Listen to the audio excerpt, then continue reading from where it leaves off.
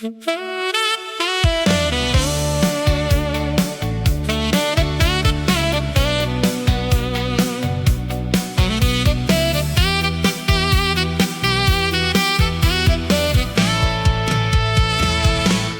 ភុនលឺខែក្បែរមាត់បងអួយចិត្តលួចនឹកនា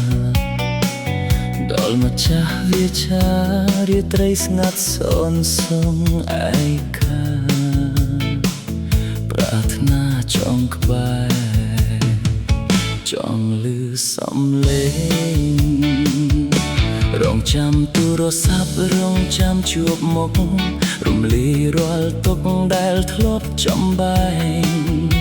សំដីផ្អែមល្ហែមដោយតន្ត្រីបំពេលួងលោមចិត្តបងឲ្យលែងភ័យខ្លាច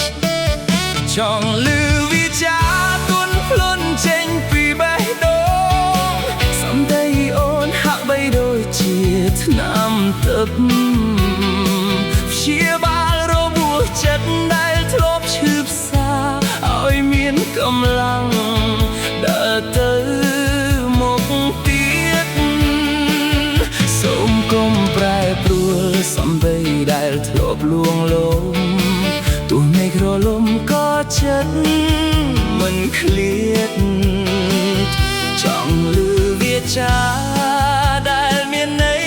ស្មោះស្ម័គ្របំពេជីវិតឲ្យមានន័យរៀងរហូតទៅ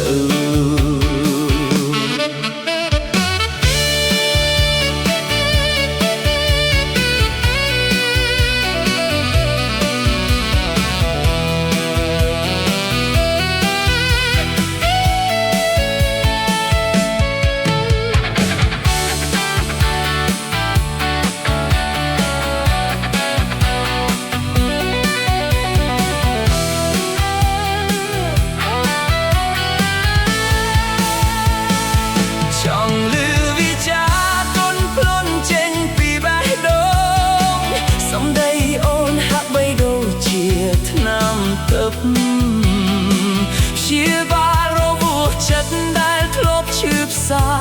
ឲ្យមានកម្លាំងដើរទៅមុខទៀតសូមកុំប្រែប្រួលសំដីដែលធ្លាប់លួងលោមទោះមេឃរលំក៏ចិត្តមិនឃ្លាតចង់លឺវាចាដែលមានន័យស្មោះស្ម័គ្របំពេជីវិត